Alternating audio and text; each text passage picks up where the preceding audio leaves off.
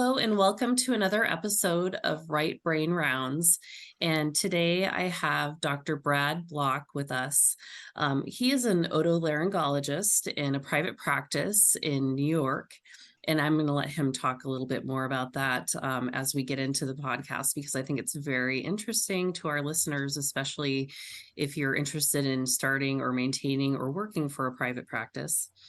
And he also has his own podcast, which we'll talk about too during this episode, called The Physician's Guide to Doctoring. And there's so much great advice in his podcast. So everybody take a break, get out there and subscribe to his podcast, because I know a lot of our listeners have overlapping, interests. So thank you so much, Dr. Block, for being with us today, and welcome. Brad, please. I've been looking forward to this for a while. It's really an honor to be on the show and be invited, and thank you so much for having me. Thank you. So, Brad, tell us all about what you do right now. And I'm really very interested in hearing about how you're in a physician-led, physician-owned multi-specialty practice. So I am a private practice otolaryngologist. Yes. Some people call it otorhinolaryngology, ENT, ear, nose, and throat. That's it. My practice is called Anti-Allergy Associates, and we are the biggest ENT practice in the country. We have ENTs and allergists, so we're not a multi-specialty. We're like a duo specialty practice. Okay. And Of ENTs and allergists, New York and New Jersey. We have 50 offices. We have 250 physicians. And the interesting thing is, of those 250 physicians, about 170 are partners. And when I say partner, I mean partner, full equity partner. So when you join our practice, there is certainly sweat equity, but there's no buy-in. You have to once you decide to join us, we tell you this is what you need to do, and if you accomplish all of this, then you will become a full equity partner. You'll have just same as equity as me. You'll have the same equity as some of the founding partners, and actually you'll have more equity than some of the founding partners because some of them have retired. The guys that started the practice, they retired and they left. And the interesting thing is that when you retire, there's no buyout. You just retire. So there's no buy-in, there's no buyout. You become a full equity partner with all the voting rights and income that comes with being a partner. We're physician run because we elect 7 board members to run the show. Now they don't run the day to day. We have a whole C-suite, and because we're 250 physicians, we've got collectively deep pockets to be able to hire a very, very capable C-suite who runs the practice. But they serve at the, God, I forgot the term, serve at the pleasure. Yes, they serve at the pleasure of the board of elected physicians. So there's nothing, those physicians see patients every day like me. They're not going to do something that's going to move the needle economically, that's going to make their lives worse. They're not going to be like, you know what, we're all going to work nights now. There's so many patients that want to be seen at night. We're all going to work weekends now because there's so many patients that want to be seen on the weekend. Yes, there are, and that would make us more money. But a lot of us like me, I have young kids. I want to be home with them on the weekends. So, they're not going to do anything that's going to make their lives more difficult. And I love that the board is full of people that are working there, who have been there, done that, understand all of the little intricacies that come along with being a physician and a manager, and someone who is running a business, a multi-million dollar practice. So I think looking at that and looking at like maybe how COVID went down and how different practices responded to that, how physician autonomy is achieved in practice, looking at those things, during the pandemic and moving forward. How do you feel that your experience during COVID may have differed from someone who is hired by a bigger entity that might not be physician led, and the administration might be looking kind of like at the bottom line rather than physician wellness and interests? So for COVID, there were a couple of things that the practice was paying attention to. One, we were paying attention to the fact that we knew that people that were going to be hired by us or considering being hired by us were watching. And so we needed to make sure that we were doing right by our employed physicians who were employed at the time. The partners, the difference between being an employed physician and being a partner is we have skin in the game. And so we need to continue, even though we're not getting income because there are no patients coming in, we needed to continue to prop up the practice financially. And it turns out that our managers did an excellent job of, you know, thinning things out such that we didn't have this persistent, tremendous overhead until we were seeing patients again. So, whereas an employed physician, they're still going to get paid because it's in their contract to get paid. We couldn't get paid because we're not making any money, and we still have to be able to pay the bills. So they managed, we were in New York, so you could put off paying the rent. Like there were ways to do it, and we had such sophisticated people running the show as they managed to do it. So there are two different lenses here. There's the one lens of we know we're being watched by people that are considering joining the practice, so we need to do right by people, and at the same time, we bear more responsibility and more burden because we own it. Whereas if you're an employed physician, you have a contract. You have to be paid. What the contract says, you are going to be paid. So two different perspectives. And my practice, I think, did this extremely well.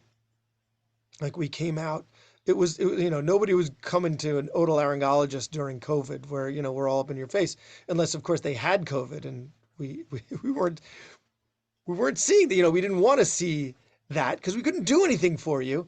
Um, uh, and it's remarkable. I was actually on call for the hospital the week of, I think it was the last week of March or maybe the first week of April, and there was nothing. I mean, we all went through that COVID experience. And I was in New York, right? I was in Long Island. It's not like Manhattan, but still, nothing. There was I did not get called once for that week on call because it was all COVID all the time. So, it was really, really remarkable. But yes, those were the two different perspectives of being a practice owner instead of a employed physician. Sure. And, when you look at newer grads who are getting done with their fellowships, their residency programs, and they're looking around, at different opportunities, there are so many opportunities that I feel like a lot of our newer grads don't know about or don't consider because they want to have that employed physician position and that sense of security that they feel that they might have from I mean, I did it. I totally went and worked for a hospital right out of fellowship.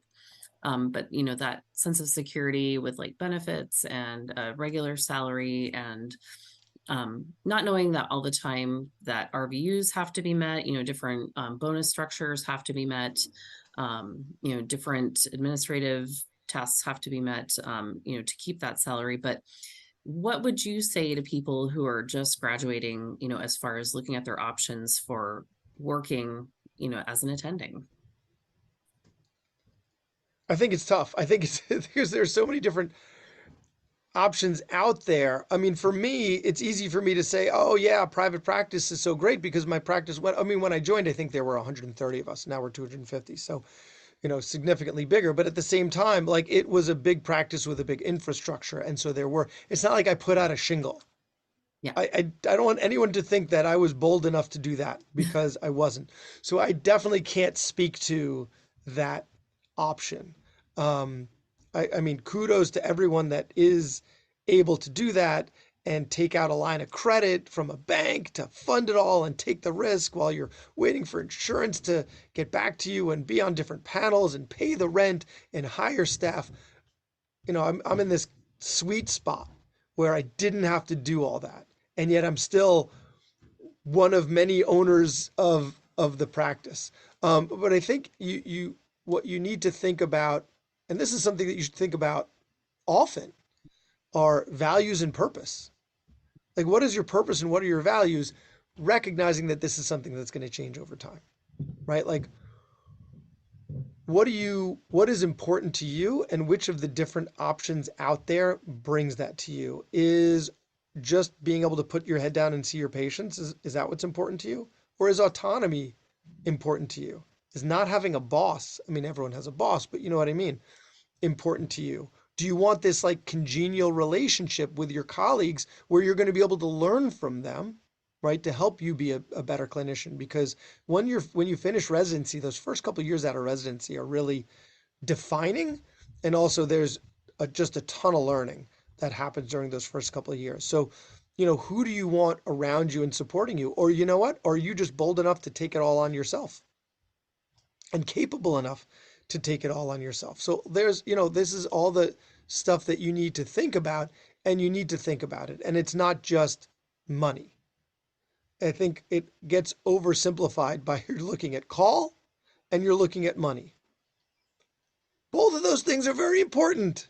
You don't want to be on call all the time, on busy call all the time, and you want to be able to pay back your student loans and, pay your bills. So I'm not saying those things aren't important, but those things aren't at everything.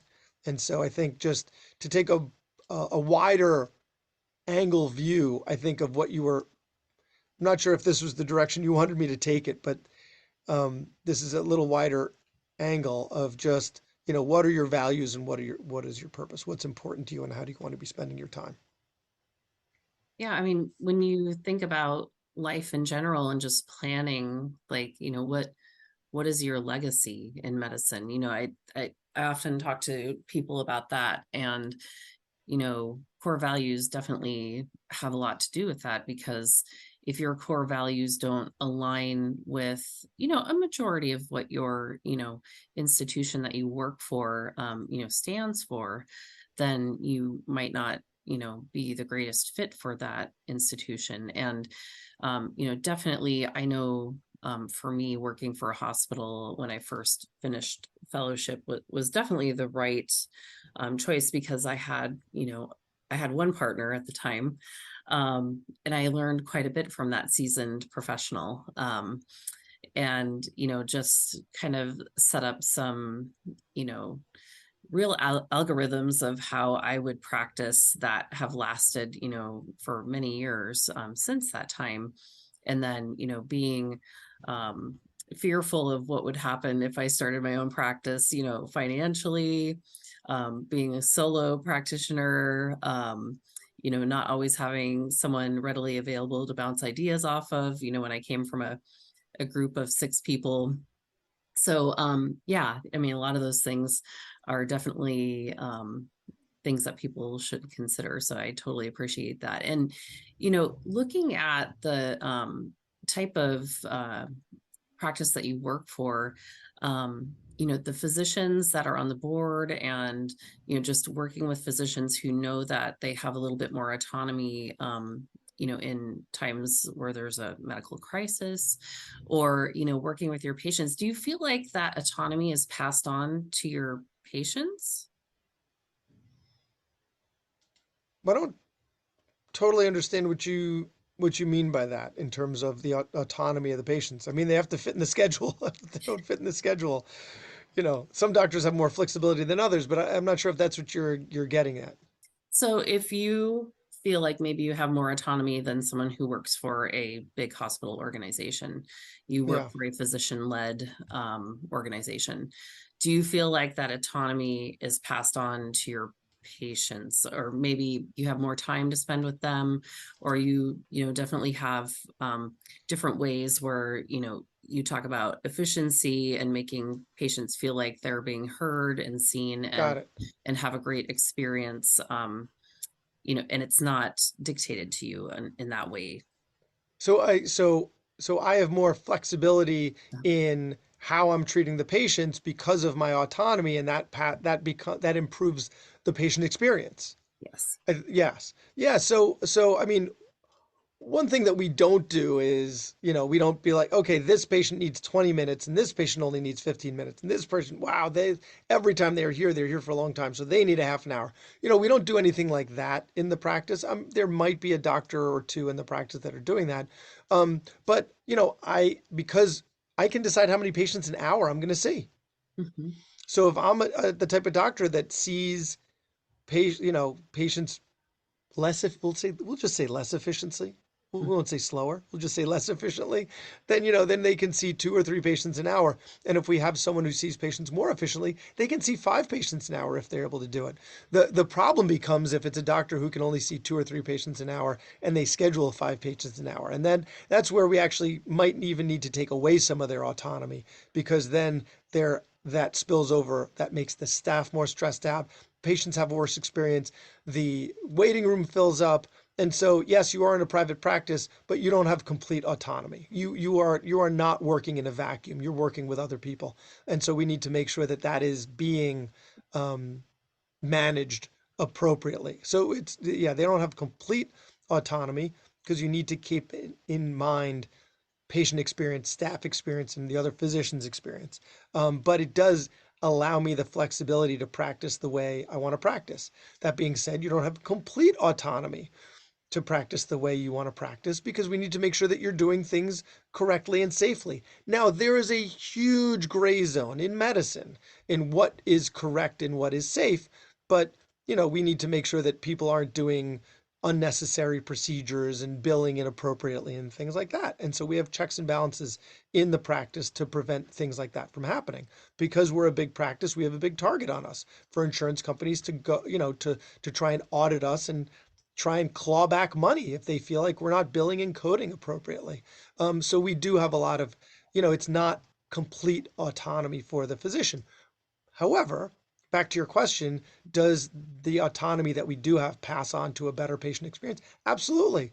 I'm a happier person. I'm a better doctor because I have this autonomy, because I'm able to have the flexibility to leave a little early if I need to go to my kids' swim competition, or stay a little later because I know they're going to be in camp late tonight. So I'm able to, block off some more spots and add some more spots as long as my staff's okay with it, to be able to see a few more patients that night. So, that flexibility does translate, I think, into better patient care. And, when you look at different things that you can do in your personal life to enhance your professional life, as far as like creatively finding ways that you might prevent burnout in a career. I always love to talk with people about this. Music is my outlet. And what would you tell people that you do, or kind of like a little bit of advice for our other colleagues out there who might be dealing with burnout, or how to prevent it early in their career? I know you mentioned having something else. Yes. Yeah. So yeah, so my CEO is actually going to be speaking at the American Academy of Otolaryngology about, or our former CEO, about career advice for younger physicians, and he asked me. So what I wrote about is having this something else, because what I'm finding for myself, I'm 12 years out of residency, and so are my friends, and what we're finding is that it's not as stimulating as it once was. It's not as fulfilling as it once was. It's gotten kind of monotonous. I still enjoy seeing my patients, mostly, but when you see the same diagnoses over and over, and you're giving the same spiels, to use a Yiddish word, over and over, it does become less stimulating. Hedonic adaptation sets in. It's not exciting anymore. And so my advice was, have something that allows you to continue making it exciting and interesting. And for me, that's my podcast. And so I'll talk more about that in a little bit. But it could be education, could be teaching medical students and residents and having them seeing things through their eyes, so that you can, help to keep it fresh. Some entrepreneurial pursuit. You could do expert witness work. Um, you know, advancing the profession in some way. You can be working on advocacy for your profession or for your patients. There's a lot out there. I don't want to give all the examples that come into my brain, but there's a lot out there. And so if you have something that's interesting that's within medicine, I think that is worth that uses your expertise as a physician. I think it's worthwhile to pursue that because you can then reflect that back onto the practice of medicine to make that practice less monotonous. It might be pushing the limits of what can be done in your specialty. Like in otolaryngology, there are people doing robotic surgery of the throat. Like that's amazing. So those people are pushing the limits. They're going to find their day much more stimulating. Why? Because what else can I do to push the envelope to help patients more? The other thing that's happening in those arenas, social interaction. You're interacting with colleagues more and, coming up with ideas and just that social interaction. I think, if you mentioned COVID before, I think one of the big problems with COVID and mental health was the social isolation. Yes, there was health uncertainty, there was economic uncertainty, but I think human beings are social animals. And when we were cut off from each other, and I'm not against the lockdowns, they served a purpose, um, but it did have an effect, and some of that was this lack of social interaction, which led to depression, anxiety, deterioration to some degree of mental health. So we're social animals. So making sure that you're pursuing those professional social interactions in whatever way. And so that's going to help you. Oh, this is going to help to prevent burnout. Meanwhile, you're still seeing the same patients for the same problems over and over, but it helps that to be more stimulating. And what I have is I have my podcast. My podcast is called if I might plug it now, it's called The Physician's Guide to Doctoring, where as the tagline is everything we should have been learning while we were memorizing Krebs cycle. So if I have something that I'm wondering about, I get to call experts and say, hey, do you want to be on my show? And they might ignore my email. So then I reach out to another expert and ask them, and then till finally I get someone to be on the show. And I've done that plenty of times, because like 260 or 270 episodes, where we just talk about all the things that I think we should be learning that we're typically not taught. So a lot of the stuff that I cover on my podcast is interesting, questions that I have about how to be a better physician. And that's in the exam room, that's out of the exam room, that's really any question that I want to have answered. And the reason that it helps me with burnout clinically is because one, it's a creative outlet. And so any creative outlet I think is going to help with burnout. But for me specifically, it keeps me stimulated in the exam room because I'll have experts on the show that help me with doctor-patient interaction. So I'll have them on the show, and then the next day I'll be able to incorporate what I've learned into the interaction. So the way that my podcast has helped me and has helped me with burnout is, one of the ways that I was struggling was just the monotony of the practice. I'm an ear, nose, and throat doctor. I only see things in the ear, nose, and throat, right? So I end up seeing the same problems over and over. And, when we're first starting in our practice, everything is fresh and exciting and interesting. But, we develop these heuristics, these ways of thinking about the problems such that we can think through these problems much faster because our brain develops these shortcuts and we're able to figure out what the diagnosis is and what the treatment plan is much faster when we're a couple of years into our career. And so that, eventually that becomes less stimulating. And so the way the podcast has helped me find it more stimulating is I've had experts on the show that can help me with the doctor-patient interaction, help me connect better with the patients, help me move that efficiently and effectively such that the patient leaves with, having had a fulfilling visit. And so when I learn something new on the podcast, I can incorporate it into the visit, which then helps that visit be more stimulating and interesting for me, and also clearly better for the patient because that's the whole goal of what I'm learning. Now, this isn't the only thing that I learned that we talk about on the podcast. We talk about, the tagline is everything that we should have been learning while we were memorizing Krebs cycle. So the other benefit for burnout is it's just a creative outlet for me because I cover so many different topics. And I know it sounds like I'm just talking about how great my podcast is, but I really, it's a passion of mine. If you were, you're into music, when you're talking about music, you're just as passionate. So, so I talk about all these different topics, and it's all stuff that I'm interested in. And so, whether it's investing in real estate or being a better parent or just managing your finances or being an advocate for your profession or, all these different topics that I'm interested in. And so that creative outlet is just another way. So, between helping me find the visits more stimulating, create a better experience for my patients, and just a creative outlet in general. This particular my podcast has really helped me with burnout. I mean, if we're on the topic of burnout, I can also talk about the other ways in which I've struggled with burnout, and that is, therapy has helped me with my struggles with burnout. It's helped me with some of the ways of thinking, and I forgot what it's called specifically, but I had some ways of thinking that were not healthy and not necessarily correct. And I would think like, oh, gloom and doom about what was going to be happening in the future, and it wasn't healthy. And so, therapy is also something that has really helped me with burnout as well. That's awesome to, put that out there too, because I feel like a lot of people in our field are, a little bit resistant to admit that maybe there could be a problem that might be solved by therapy. And then just, kind of the overarching culture of medicine is to not ask for help.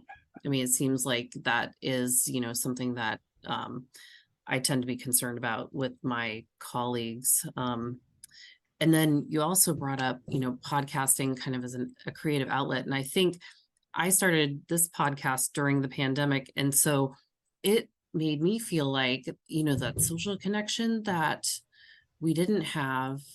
I was meeting people on LinkedIn and, other virtual platforms and talking to them, virtually and, inviting them to the podcast, and really it was a way to form those connections too. So like, knowing that from you, that this is your creative outlet. I mean, I think maybe it could be helpful for people in that way to, feel like they're interacting with people again. Yeah, yeah. Again, that social interaction, like you said, that we were cut off from people, and this is how you reestablish connections with the outside world. And it's as much as some of us are, maybe we're introverts or maybe we've got some social anxiety. I know I used to have it much worse than I do now, but I still have it to some degree. It's even though we have those things that tell us that we don't like people, we're social animals, and we do need other people. And so a creative outlet that can involve other people, I think, is also helpful. Yes, I know, even during the pandemic, I could play my flute by myself, but the other groups that I was a part of that couldn't meet any longer, we did some virtual work where we all recorded kind of our own thing, and we had it like a metronome so we could do it all at the same time. And then our director kind of put everybody together, and we had, a little performance, and it was just really awesome to That to sounds be awesome. That sounds creative amazing. about that. You And you had just mentioned what yeah, go when I ahead. said about the therapy, Yeah. and you said, Yes. well, doctors, we tend to be stoic and just Yes. like suck it up and deal with it. The way that I rationalized it in my head, and actually just it just occurred to me now that these were the mental gymnastics that I took was that I wanted to be. My temper was a lot shorter than it should have been than what they deserved. So the reason that I went into therapy was because not because I thought I needed help for me, but to be the best dad that I could be to my kids. So it wasn't even like, yeah, my thinking was like, no, I'm fine. I can suck it up and be fine and push through and be fine. And I could have, but I wouldn't have been the dad that they deserve. And so that's why I did it. And those realized that those were the mistakes that I did in order to get into it was you know like, And I think that, when you look at it as far as like in our careers, A lot of times we're doing things for other people before us, um, constantly, like we're putting our patient care ahead of our own in some ways, and to really sacrifice too for your family. I mean, that really just says a lot about you, as an awesome person, to um take that step to get the help that you need, to be that better dad that you're striving to be. And so that's definitely amazing, and might form, platform for help for other people, hearing your story. I hope so. I hope so. Are there any other things that you would suggest to our colleagues that might be helpful to them in, not becoming bored in their career, once they hit, a certain time in their career? I mean, I know for me, you say a lot of things that are true for my career. I'm also 12 years out from fellowship, and talking and giving the same diagnoses day after day. I mean, it's time for something new, something to kind of, um, like you talked about advocacy, you talked about, finding your creative outlets, and, the thing that you can have in your toolkit to prevent burnout and a stagnant career, like anything else you can think of. No, Okay. because I'm still figuring it out. I think I make it sound like I'm doing so well because I've got all these, the things going on, but the answer is no. Mhm. No, it's not as stimulating as it once was. It's not as fulfilling that it once was. I mean, I should be grateful that I have a steady paycheck and I get to do something that makes a difference, and I am. But, it just seemed like the people that trained me were that came before me were, I don't know. Maybe they hit it better. Maybe, I don't know. Maybe they did have this going on in their head, and I just didn't know about it. But no, I'm still struggling with it. And I think it is helpful to know that other people out there are struggling with this like mid-career slump. I don't have the answers. It's definitely happening. It's happening to me. It's happening to a lot of my friends and colleagues. We still enjoy it. We still enjoy medicine, but then there's this caveat that comes in, and we have to do whatever we can to continue. Um, you don't have to continue seeing patients, though. I mean, you have to do what's right for you. You have to do what's right for you. I mean, right now for me and my family, yes, I need to continue doing this because Yes. because because the income. And yes, if I didn't have, I don't know what I would do if I didn't have a job. But I don't have all the answers. I'm sorry. That's okay. And we're not looking for all of the answers from you. So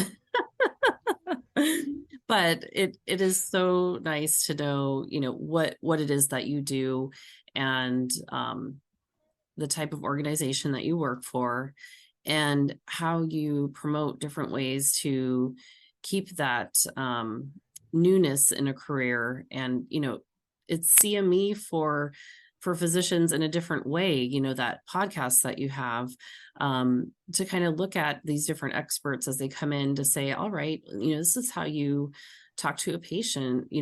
I feel like, in my practice, I really kind of focused on trauma-based care, trauma-informed care, because, a lot of bad things happen in pregnancy, in my field, in my patients. And so, when it's not like quite didactic, like, this is how you diagnose preeclampsia. I mean, this is how you interact with a patient who's had really traumatic pregnancies and is currently pregnant again. Things like you said that we didn't learn in medical school. And so, I think But it's so always critical, learning. right? Like Yeah. that Yeah. interaction that we're having with your patient, that interaction they might carry with them for the rest of their lives. Like you're going to be able to connect with that patient and touch that patient's soul in ways if you're cognizant about the importance and the gravity and how to best go about that interaction. So if you treat that patient with trauma a trauma-informed perspective, they're going to have such a better experience with you than they otherwise would. And, it could set the tone for the rest of their pregnancy. Like Mhm. this I love it. I love like that's the stuff we should be talking about because you know how to diagnose preeclampsia. But Mhm. that stuff, those interactions, they're hard, but there's ways to do them. And when you do them well, it is so much more fulfilling and so invigorating. Yes, and then, I'm sure you do a lot of this in your practice too, but like breaking bad news, giving maybe even terminal diagnoses or you know, diagnoses of cancer or, talking about the long road to what is going to start happening if you're treating a condition, which may include like, chemotherapy or radiation. I'm sure, quality of life. These are all things that, I even admit to my patients sometimes, I know that this is probably the first or second time I've met you, and we're getting ready to have a really impactful conversation. And I understand that the things I'm going to say to you right now that you'll probably carry with you for a lifetime. So please feel free to ask questions. Please feel free to direct me in any way that I can to help you, because that's what I'm here to do today. Yeah, this is sometimes the hardest part of what we do, but Mhm. often the most fulfilling as well, if done well. Yeah. So I'm with you. More time, less time spent on memorizing stuff we're not going to use, and more time spent on these scenarios. And these, we could be practicing these things. We could be practicing having these challenging, hard conversations. The institutions spend so much money getting people to be actors and pretend patients. Well, what about practicing having these conversations? I think that's so important and so impactful. Definitely, definitely. Now, Brad, can you tell us how our listeners can get in contact with you? That you have any websites or your podcast site or anything like that, where they can listen into all of your expert guests and your wonderful advice? So my website's physiciansguide to doctoring.com, all one word. You can find me at Physicians Guide on Instagram, Twitter, Threads. I'm probably gonna phase out of Twitter and phase onto Threads. I don't Hmm. know about Musk versus Zuckerberg here. Who's worse? One seems to be marginally worse than the other to be giving them all my data and attention. Um, and then on all the podcast platforms. So you can either go to my website where you can find links to the podcast platforms, or just wherever you get your podcast. Just look up "Physician's Guide to Doctoring," and you'll find it there. And subscribe and leave us a nice review, and leave a nice review for Right Brain Rounds while you're there. And thanks for having me. Awesome. It was so wonderful to speak with you. And we'll have all of this information in the show notes as well if you want to get in contact with Dr. Block. And we'll look forward to talking to you again in the future. And I know that we met through social media, doctors on social media. Another shout out to them for kind of bringing us together. And it's a wonderful network of doctors who are on social media. And if you ever want to check out their sites too, we can put those in the show notes. Yes, I'm a big fan of Dr. Donna Coriel and all that she's doing over there. And actually, when I was first podcasting, a lot of the guests were people that I found on there and through connections that I made there. So she's really doing great stuff for physicians, and as are you. And so thank you again for having me. It's been an honor and a pleasure. Awesome. Wonderful. It's so wonderful to be in an organization with all of you wonderful people. So thank you so much.